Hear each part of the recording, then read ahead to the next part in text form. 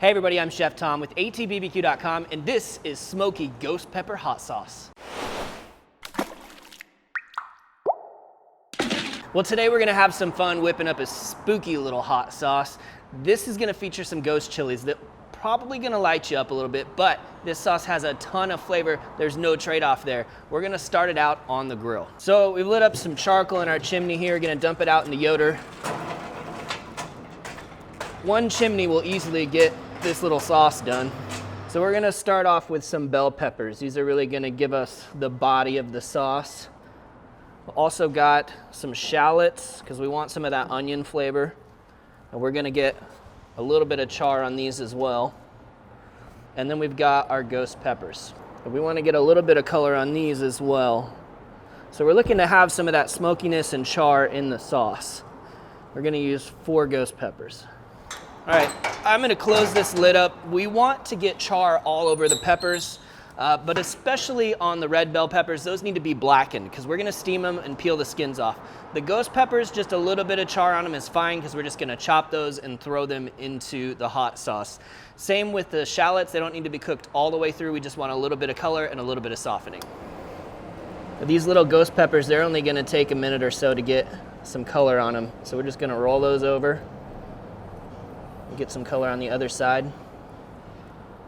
Bell peppers are getting some nice color on them. Now, this all depends on how hot your charcoal is. Obviously, it's really hot right now because we just dumped it. If you're working over a different grill, you just want to go super high heat, direct. We're talking like 600 plus degrees. So before these start to sort of expel their juices, I'm going to take them off of there because I want all of that flavor and goodness. They're lightly charred and softened, but haven't lost any of that delicious pepper flavor that's in there. Just about there on the bell peppers.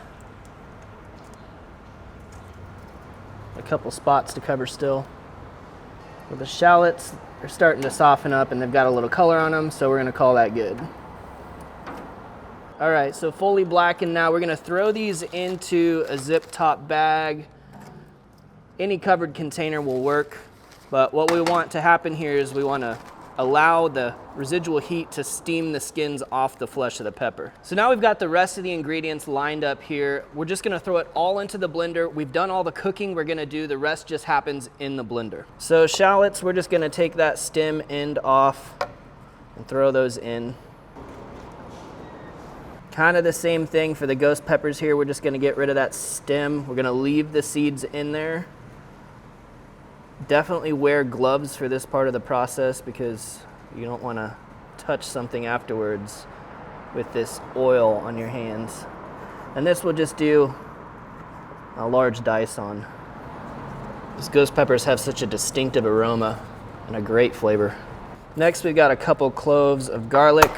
These we're just going to smash and peel and throw them in. So next we'll get these bell peppers all cleaned up and ready to go. And now the skin should just kind of fall right off after that steaming period. Still left with a nice smoky, tender flesh of the pepper. Go ahead and get rid of the seeds and the pithy stuff from the inside and just give these a rough chop. But we've got one more chili to add, and that's some chipotles in adobo sauce. I've got a ½ cup of chipotles in adobo sauce chopped up, and this is really gonna fortify that smoky flavor. And now for the liquid. We're coming in with a ½ cup of pineapple juice, so a great fruitiness from that we're gonna cut with a ½ cup of white vinegar. We need a little bit of salt to make all these flavors come alive, so we're gonna use some of our hickory smoked salt, just a ½ teaspoon. And then the last thing we're gonna add is some chili infused oil, 2 teaspoons of oil. And I love to add a little oil to the hot sauce because that fat really carries the flavor throughout your mouth and you get this nice slow burn of the pepper flavor when you eat the hot sauce. So now we just wanna get this totally pureed.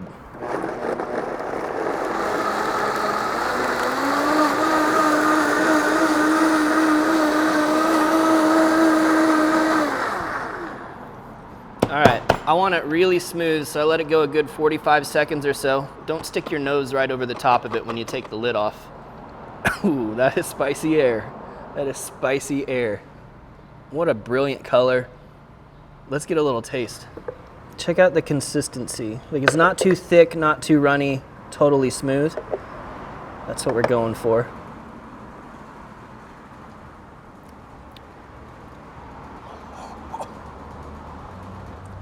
It's good.